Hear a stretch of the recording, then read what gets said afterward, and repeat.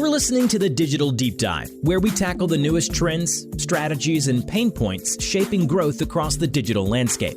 From Amazon and D2C to international expansion, join our host and e-commerce leaders across multiple industries for in-depth discussions on how to maximize your brands in the digital arena. Now, here's your host, Aaron Conant. Well, hello, everybody, and welcome back to the Digital Deep Dive podcast. I'm your host, Aaron Conant, and today we are going to talk about joint business plans. The good old JBP, which I think a lot of you know has changed drastically over the past decade. Got some great longtime friends of the network as a whole. Done a lot of stuff now with Lauren, with Nate. So much fun. They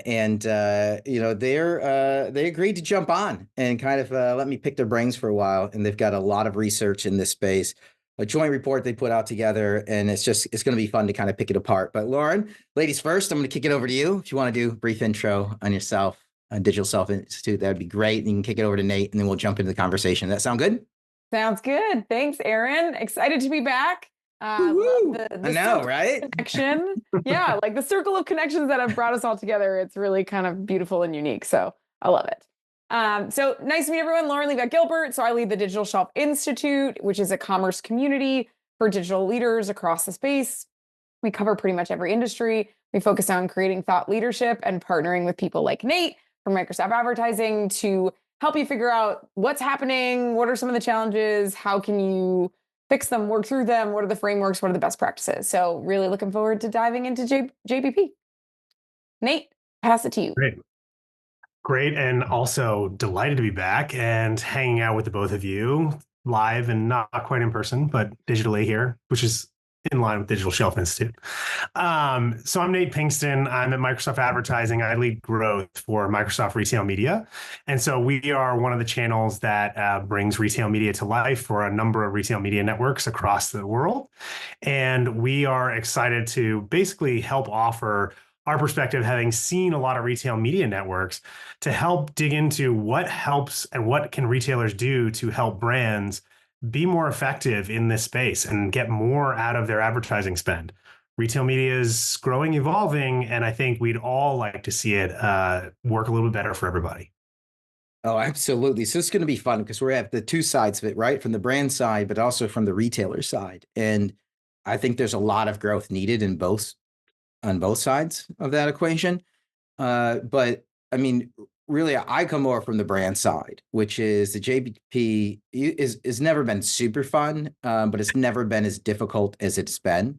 And then Nate, like you're saying, with the retail media piece, it's added this whole new, I don't know, I don't want to say it's a pain because it's not a pain, but it's a whole new thing that we have to tackle and understand.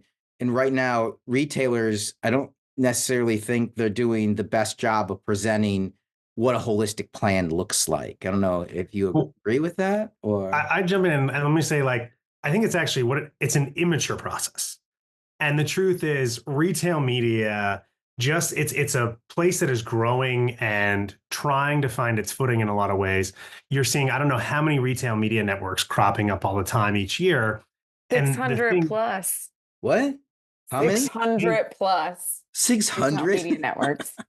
Sorry to interrupt. I thought it was a great stat. No, but it is a great stat. And so think about that. You've got basically 600 new media businesses out there that are trying to find their footing and understand how to operate not as a seller of goods, but as a media business. And so to do that, this is really not in the DNA of a lot of retailers. And so you either need people with more experience who've done this before, who've been around the advertising or marketing landscape, or you've got to try and evolve what processes you have to try and fit this new mold as a media company. So I think the big thing is it's an immature process, and that's maybe not a nice word. So it's an evolving, it's a growing, it's a improving process. But that's the thing. It's painful, I think, because it's not there at a place where everyone looks at it and says like, oh yeah, we totally get it. It's standard. It's uniform. We've done it 100 times because there's 600 retail media networks. So you haven't done it 100 times, except if you did it in the last year. Everybody's pretty new at this. And so as they're trying to figure out what goes into it, how it should operate, that was a big thing we sought to solve. It's like, what can we do to help bring some level of basic standardization of help and guidance to retailers and brands, so they can both approach this from perspective of this is what better looks like. At least I don't even know if we got to good, better. Yeah, better not best, right? I mean, but Yeah. really quick thought on that is I think immature is the right. I mean, as long as you apply it without the negative connotation, it just hasn't developed. But then we have, Amazon off the side, which in my mind I carve out a little bit because a lot of people say, hey, they're a logistics company that happens to sell stuff. I think of it differently. I think Amazon to me was always a marketing company that happened to sell stuff. Because they were a marketing company and a media company, they transitioned into it really, really well. And they're far along now. What does that do? That means any brands that are looking at any of these other media networks are like, well, why don't you operate like them? Well, even Walmart has shown that they can't operate like Amazon. They're not just a marketing company.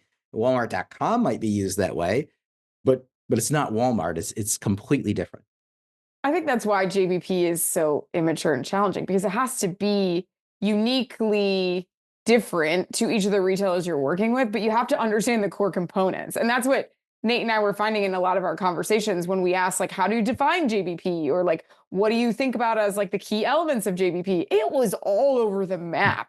Like people didn't even know what their KPIs were, because I think it's one of those processes at a large organization. And I can go back to my brand days where it's like, okay, it's JBP time, fill out the template, set up the meeting, go through the motions. Cool, we did JBP, next. Like, it's always kind of been that way. But I think retailers are waking up, and because they're becoming these media companies, know they need brands more than before. And brands are realizing they need to be better partners with their retailers, so they choose them. So everyone's kind of waking up and realizing they have this process in place already, or this kind of tentpole event with joint business planning that, if you just put a little bit more standardization or framework around, could be a super beneficial time. And it's around this time of the year, end of summer, where you can have these conversations that can really advance overall. But I think people are starting to wake up and realize that.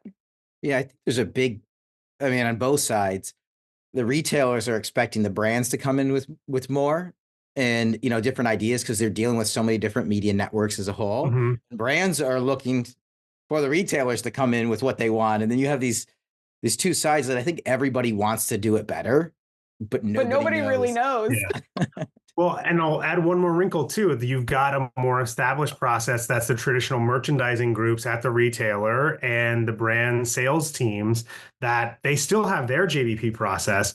And if that's completely siloed off and different, and you're not connecting it to that digital e-commerce and retail media and advertising part of it, then you're creating really different strategies within the same companies that are trying to do different things, probably not aligned. You've got spend that's going against different metrics, different KPIs, trying to accomplish different things. People who maybe are offering credits here or support there, which doesn't align to the people that actually control those things. It's like you create this cycle of confusion. And so it really is something where it can be brought together in a much more effective way.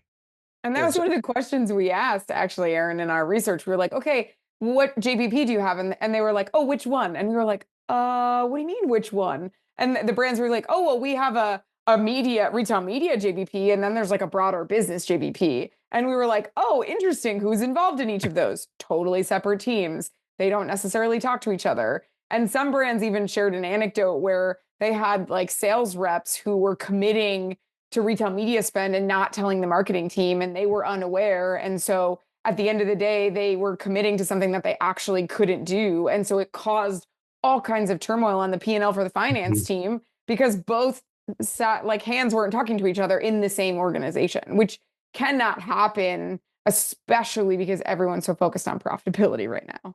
Yeah, I see this. I was just laughing because I was talking to, huge CPG brand who that exact same thing just happened to. And they came out and like, are we not involved? We're 20% of the business now. You weren't even going to have us in there. And it was basically like they were going to muddy the waters, right? That everybody wants the check mark, right? We did a JBP. Jeez. Say that 15 times. Yeah, I know, right? We did it. We're done, to your point, and now we're moving on. And then you have the e-com teams being like, wait a minute, I'm tied to a number too, right? And how do we do this as a whole? And then you're looking at, from everybody's trying to be omni-channel. I'm omni-channel. Look at, we're omni-channel. Right. Yeah. Maybe externally, internally, it's still incredibly siloed. But, if I'm on the retailer side, though, I'm literally like, stop. Where's the e-com team? Right? Goes both ways. I'd be calling back up by like the retailer and be like, why didn't you invite me in? Why did you just have it with them? They're obviously they'd say, hey, that's not our spot. You invite your side to the meeting. We invite our side to the meeting. But still, I'd have been like, where's the e-com team? But that's fair. And like, we found more synergies between the sales teams and the merchandising teams across traditional brick and mortar and e-commerce when that was even separated. It was really between the marketing and the retail media teams that were more separated. And so I think there's an element on both sides where you need to do that prep work on your side to bring those parties together. Otherwise, you're doing yourself a disservice walking into that room or that process without having gone through the prep on your side to know what are the KPIs I'm trying to represent, that maybe that person's not in the room. And maybe there's reasons for it, plenty of reasons why you don't want a 50-person meeting to try and accomplish anything. But you've got to know what those things are you're trying to represent and work towards, and have them bought into whatever sort of guardrails you're going to operate in, and certainly looped into what the outcomes are. Because if they're on the hook for certain things, you've got to make sure you're aligned internally. And so that was a big learning and recommendation that we came out with that we really want people to take away. It's like, do that prep work internally. Our research has even a checklist you could run through of like, hey, did we do all these steps before we walk into a JBP? And I think the other thing I'll say from the retailer side, like we asked on the retailer side, what do you wish was easier, better from the brand? And we asked the same thing to the brand, and the retailer was like, tell us who to involve. Like they are so confused about who to talk to because they don't know what the name of the role is, or they're getting reached out to by multiple functions. So they feel that tension too. And I know the brands sometimes feel that way on the retailer side, but the reason I'm saying this is both sides are siloed, right? And both need to work on this. So that whole checklist perspective, or even figuring out like, who do we want to have in the room and who do we need in the room to have this conversation? Hint, hint, please make sure it's finance. Like, please make sure that you do that beforehand, because it's felt on both sides of the fence where I think previously brand might be pointing the finger at the retailer, and the retailer wants to understand like, who should we involve? So tell them and be super clear about that.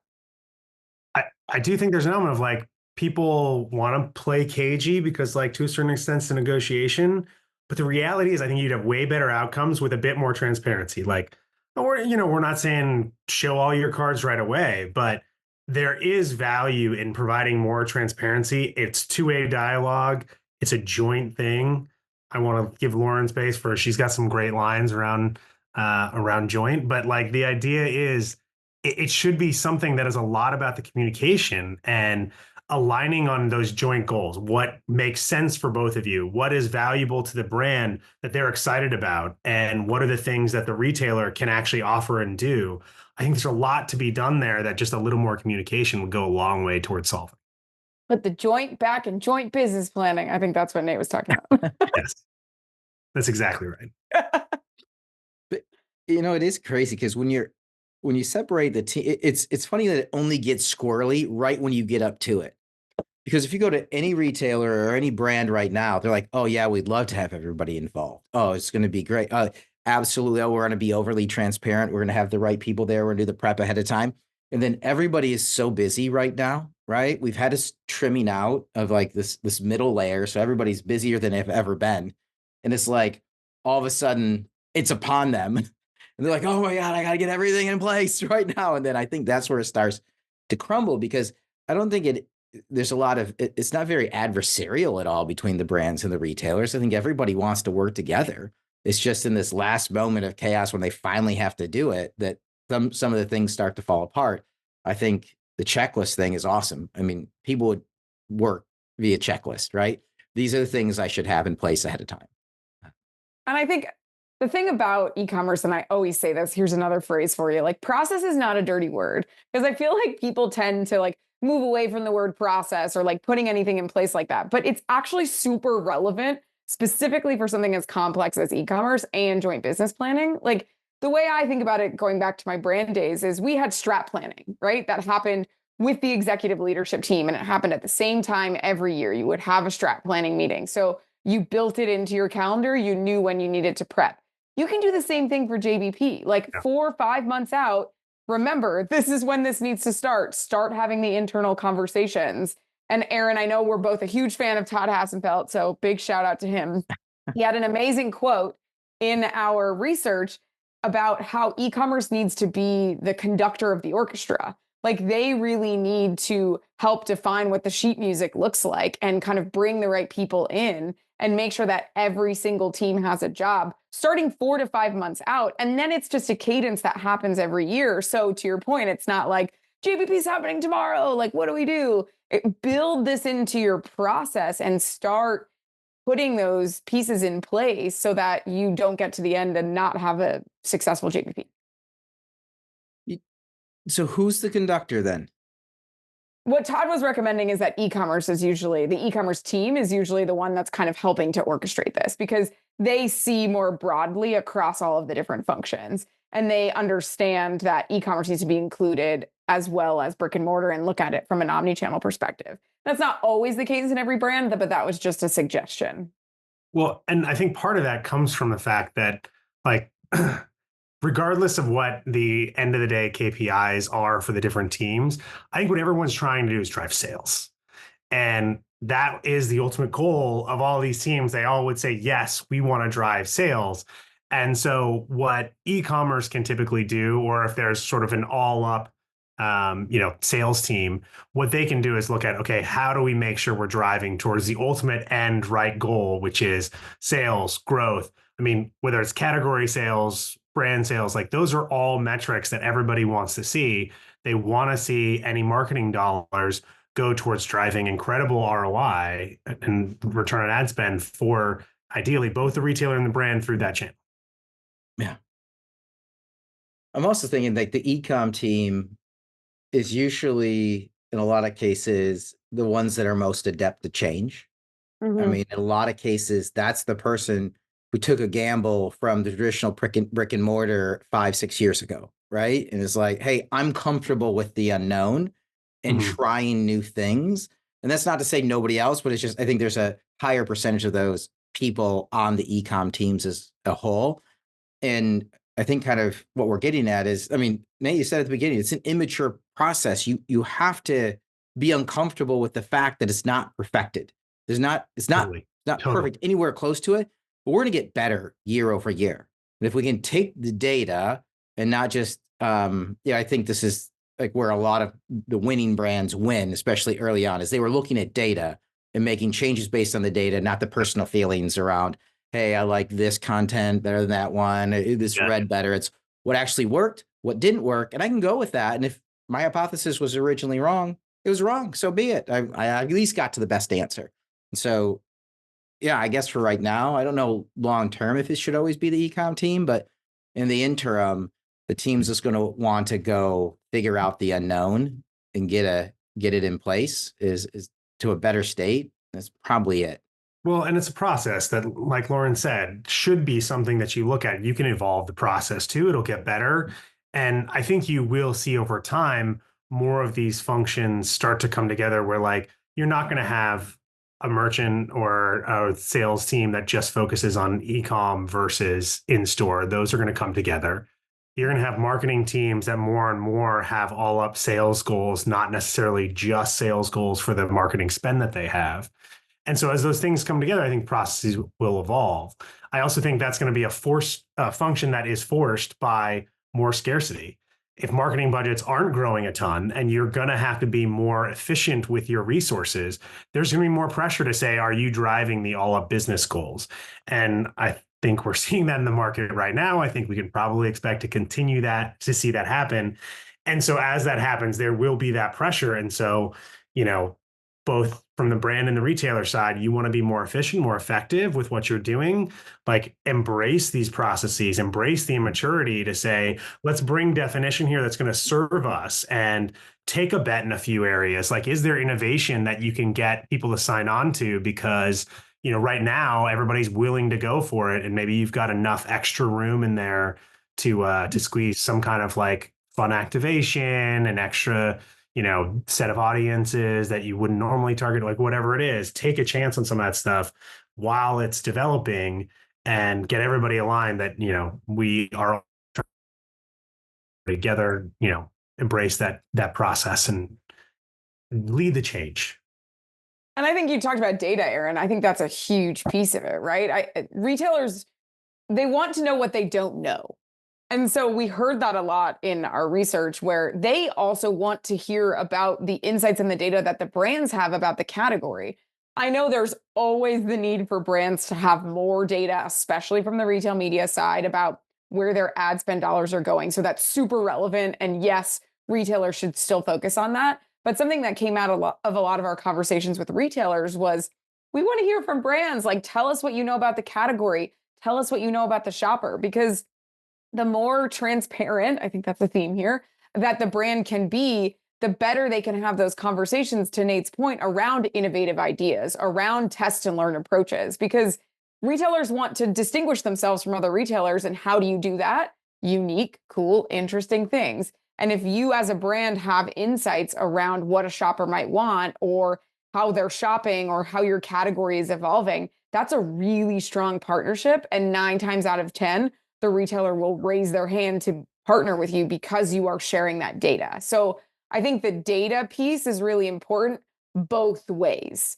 where I think sometimes there's a finger pointing at the retailer that they need to provide more, which I'm not denying. There's definitely an opportunity for more of that. But the brand should also be providing more to the retailer as well. Yeah. And maybe even just to kind of take that a little bit further, is like, as you think about the data and the sharing and transparency, it doesn't have to be something that just happens in this one meeting and an annual basis. It's like, this is a process. And if you start by being pretty transparent about what your goals are and aligning to what success looks like, you should be revisiting this and saying, well, are we achieving our goals? Are we driving the sales we talked about? Are we hitting those metrics that we all aligned on? And if not, the JBP process is also a mechanism you can say, well, let's shift tactics then. Let's try something different. Let's move a little bit of our investment over here or over there, and try to do things that are still going to meet those overall goals for everybody. But we're all going to feel better about it at the end of the day, because we've looked at the data and said, whatever we started with committing to, maybe that wasn't the best thing. It felt like, that was going to be the right audience, that right activation. And now we're out of holiday and we think we need to pivot. So do that. Use the JBP as a way to do that. No, I totally agree with you. Both sides have to have the openness to say, hey, I was wrong, and that's cool. We made a mistake together. Let's shift, let's pivot, and let's make the most of the rest of the year. Other thing that I was just thinking about while both of you were talking, Nate and Lauren, about data and using it and what each side can bring, the maturity of the process, and us being able to almost shape it now, right? If you're on the brand side and you ever not like something around the JBP, now's the time, because retailers are open to reevaluating the whole process around, how do we make this work for both sides? I'm jumping in with the opportunity to help reshape it that's best for me and my brand, my company as a whole. That's exciting for me, right? Because for the longest time it was brands participated, right? But retailers held a lot of the power, and now that's kind of shifting back along with the data and the knowledge piece. Well, and as a brand, you've been in the media game longer, almost certainly, than your retailer partners, and they are looking for help and direction. And so embrace that. You want a retailer to operate in a certain way? Tell them this is what good looks like. This is what we want to see.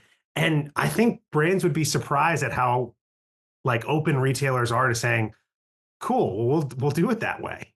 Because again, it's an immature process that's developing. They're trying to figure it out. In a lot of cases, they're like, here's a starting point where we feel like it's already going to change for next year. And we heard that as they talked about it, where they were saying, we started this way, we've done it this way a few times, we're expecting to change it for next year because we know it's not there yet.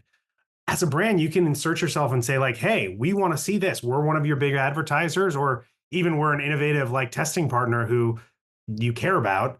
Let's do something different, and let's change the JBP to look this way and do something a little different for us. And I think retailers are going to be open to that. And you can help take the JBP process maybe out of where it is, if it's painful today, to something that looks a little better. Like, own that, and you might find yourself something you actually really love. I mean, it could be a great way to drive the business. Yeah, and I don't think it matters the size of your company. So we interviewed large CPG companies, medium size, smaller size brands, and some of the feedback we heard from some of the smaller brands was that they might not be able to get an audience with the retailer, but other smaller brands said, oh, we leverage our small size to be able to work with the retailer. And we say, hey, we have this really great insight about our category, and we're the only ones that can give this to you. And we can quickly test and learn where maybe some of these other big players can't. So I would also say for any brands listening, leverage your size. There's positives and negatives to being big or small, right? If you're big, obviously you've been around for a really long time. You have the brand name, you have the money, you have all of that behind you. But if you're a small brand, you can come out with some really great insights, be even more transparent, and be willing to partner. And you'll get a lot more audience with your retailers because, to Nate and to Aaron, to your point, everybody wants to test and learn. They want to try new things and they want to get ahead and they want to be differentiated. And they can do that a lot faster with some of the smaller, medium-sized brands. So I just say that because don't get discouraged if you're not a large CPG company with millions of dollars to spend on retail media or to work with your retailer partner. We found that on the opposite side, you can also do a lot of work and really make JBP efficient for you. What I love about the report too is, and even the stuff we're pulling out, is everybody thinks everybody else is doing it better than they are. Yeah. Right? Everybody's just looking internally like, we're all jacked up. We're totally jacked up. Everybody else has got it figured out. Do you think there's like a little niche here, right, for like a Chris and an Oscar to jump in and create like a JBP, like a little task force, right? For some reason, large companies, what's that? They have like a JBP training, actually. No, they totally need it just once a year. That's awesome. You bring them in, help us, because when large companies, you can ask internally and you can have the smartest people, like literally have Einstein, right, inside on your mathematics and data team, but he won't know anything. But if you bring an outside consultant in, hey, everybody listens, right? Oh my God, the least favorite thing about working at a brand, I could say it 10 times. If I got one random person off the street to say it, it was like, yes. Yes, this is exactly it. You bring in Chris, you bring in Oscar, they sit down, they crunch through it, they put some organization to it, they train it, they got a little document, they back it up, they give Nate here, Lauren, a royalty on the back end, they base it off the research you did. I can see that actually a lot of companies would just love for that to happen. Just come in. I'll be reassured if you at least let me know that I'm on par with everybody else. And then I'm Chris and Oscar. I'm like, actually, you guys are way ahead. Just make him feel good as I leave. I think Chris will like this. I'm going to kind of give a shout out. They're doing a JBP summit in August. It's going to be like a half-day summit where they're going to talk about like, how do you think about joint business planning? How do you do this better in your organization and bring in different elements of it? So shout out for First Mover. They do have something coming up in August. Yeah. Everybody check out First Mover. Chris and Oscar are awesome. They're great. Awesome. And there's no E in Mover, just MOVR, right? So everybody, we'll give them a shout out. And I've had Chris and Oscar on the podcast. I should have them back and let them kind of promote that, because brands 100% need it. And retailers would love for brands to do it. 100%. Yes. Retailers need it too. And I think the statement you made around everybody thinks everybody else is doing it better absolutely came true. Yes. But honestly, we were in these interviews with retailers and brands as well. And they asked us, so what are you hearing? What are you finding out? Tell us what else everyone else. Tell us more. Yeah. And like, that was frankly, like, they all wanted to know what everyone else was doing well, how they were doing it, what they were learning, through this. Like, share amongst your colleagues too. I think that's the transparency. Doesn't just have to be in the JBP process. Like, talk to other people in the industry. There's a lot to be learned. And I think we can just lift everybody's process, help retailers be more like media companies, be good media partners, and evolve this thing into a place that it is a better process for everybody. I'm still stuck. I want to sit in on one of Chris and Oscar's things. That's what I want to do. I'll have to ping him. Gotta look at the one in August. Yeah. Are there, I mean, I think that's the key one, right? Everybody thinks they're perpetually behind, but brands I'm talking to, they're all in the same boat. And I think they need to jump in and take more of a leadership position. That's even what I'm hearing with you, Nate, right? Take the leadership position. There's nobody that's grabbing the reins. There's nobody that's captaining the boat right now. And in that, it's like everybody's afraid of doing something wrong, and afraid of doing something wrong, they do nothing. And that's really the only thing in e-commerce is that's the wrong thing to do, is to do nothing. Yeah. It's the 100%. only wrong thing to do, because you're not learning. Even if you do the wrong thing, you at least learn. Yeah. And so, I mean, I'll steal this from the report, but like we lay this out that like everyone needs to feel they have a role in the JBP process. There's all these different teams that right now may be involved, may not be involved, may hear about it later. Like, again, Lauren mentioned finance, like they're an important player you should be including ahead of time. And then all of these players need to come together beforehand, collaborate, and they need to come to the table ready for that collaboration, whether you're doing a huge prep of all of the players internally ahead of time and then coming to the table, bringing a lot of them to the table between the brand and the retailer, like come to the table ready for that collaboration. But everyone needs to know what they're doing there, what their voice is. And they need to understand the process and the timelines. Like, is the time to weigh in an internal thing beforehand? When you're getting to the table, how long are we thinking this is going to last and take? And where are points of adding that feedback? And align on what those expectations are. Be clear about what we're working towards internally and with your counterpart across the table. Because if you're aligned on, hey, we want to drive gross sales, great. Then let's all talk about how we're going to make sure that's what we're driving towards and not just, one person's quota.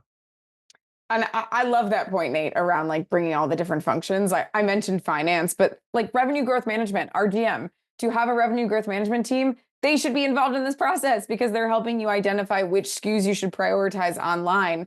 I'm quick teaser for the next DSI research project. I'm doing one on e-commerce category management. That's a huge element of this. How can you bring insight to your retailer about your category, where brands are actually collaborating with retailers to say, hey, consumers can't find my product because you have the wrong taxonomy.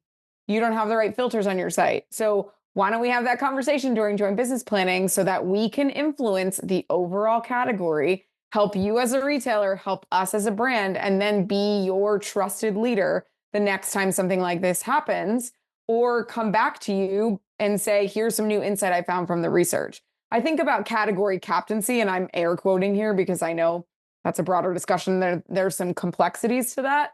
From an e-commerce standpoint, put on that type of hat, right? Say to your retailer, this is what we know about our category. This is what we know about how our consumers shop. What are you hearing?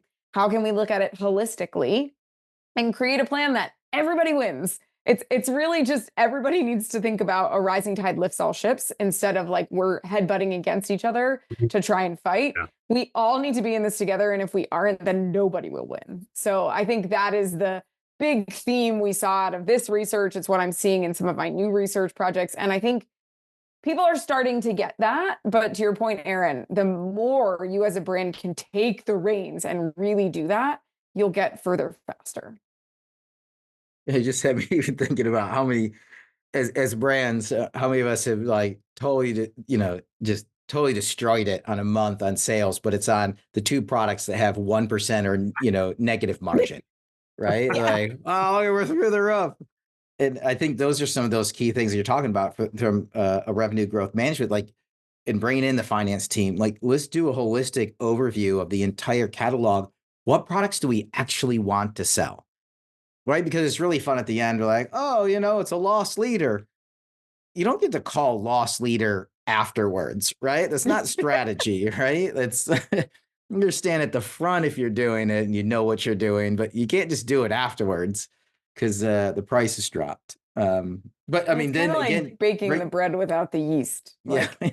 You know what I mean? Like you just can't do it.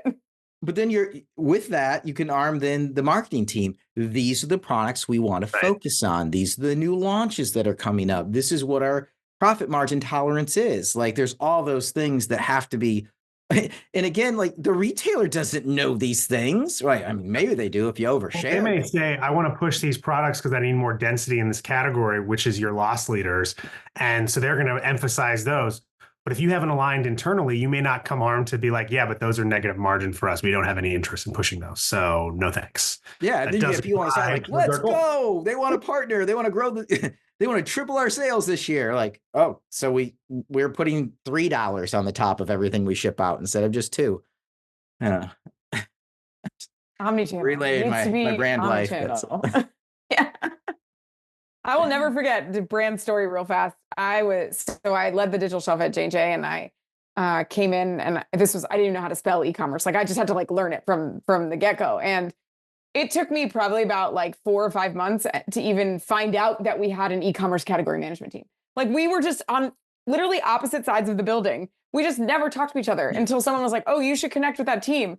And then once we did, we put so many dots together and everything kind of fell into place. But that is a very natural occurrence in an organization. So the more you can try to figure out who those functions are, or use our report or something like our research to say, do I have these functions in my org? Let me go reach out to them. Like look for RGM, look for category management, like bring them into the conversation. It's super important.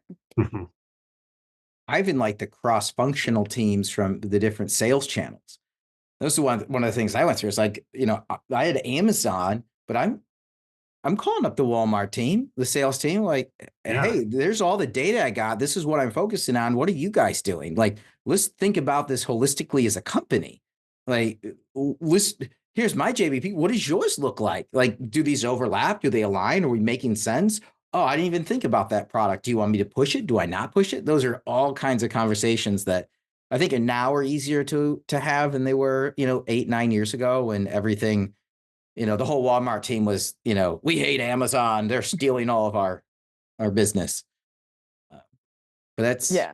Everything needs to work together in order to be successful. I mean, we were talking about Megan beforehand, but Megan Caroon from Clear Data, she talks about this a lot. Like you need to understand your holistic retail media spend. You need to understand your holistic product portfolio. You need to understand your category across every retailer. So if you don't have a cross-functional omnichannel team that's meeting at least monthly to talk about these things, whether it's with the e-commerce sales, marketing, shopper marketing, you're really missing out on a lot of those conversations. And it starts with that, right? I know it sounds like another meeting on the calendar, but if you have that meeting, then you discover so many insights. And then you can change the processes, you can change the strategies, you can kind of build it in to your broader approach. But it all starts with just connecting the dots between the teams.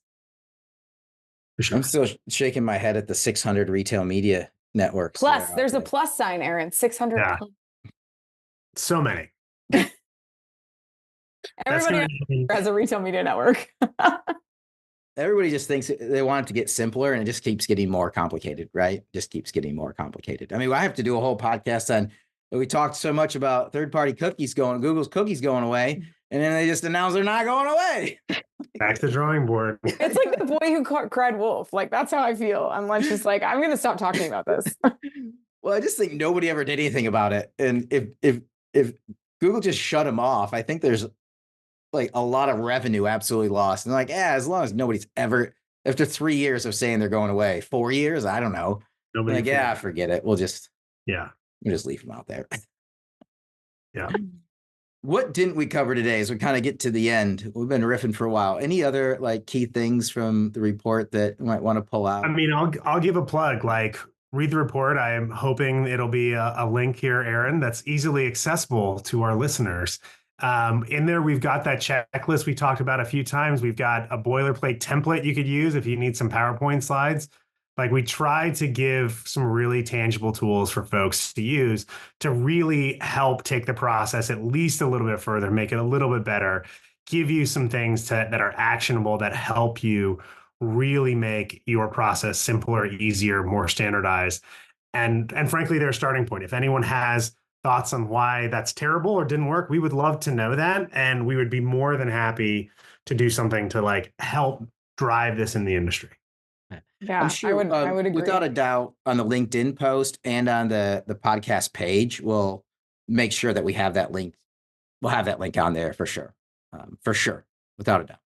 Thanks, Aaron. Yeah, I think the only other thing I was going to say is I think it's really important that you start having these conversations, and it's a perfect time. Like right now, it's August, September timeframe. That's JBP planning. Like it is a little bit late. There should have maybe been some pre-work, but like take the checklist, figure out, are the functions that you needed involved? Are you having the right conversations? Like test it out now, see if it works. And we would love to hear from you. What other questions you might have for retailers, or if a retailer is listening, what questions you might have for brands. This is an ongoing conversation and it needs to continue to be. So we hope this is just the catalyst to really kind of kick that off. Yeah, it makes me think, what was the best time to have that meeting? Yesterday. Yeah, What's the next best time? Today. But right now. Tomorrow's always better than next year. Yeah. I like that. New phrase. That's awesome. Well, Nate, Lauren, this has been absolutely fantastic. We have to do this again. Like anytime you guys do a report, we have to do a recap like this because it's way, way, way too much fun. So thanks again for all your support, for your friendship. And with that, we're going to wrap up this episode of the Digital Deep Dive. Thanks everybody for listening in. Thanks, Nate. Thanks, Lauren. Thank you.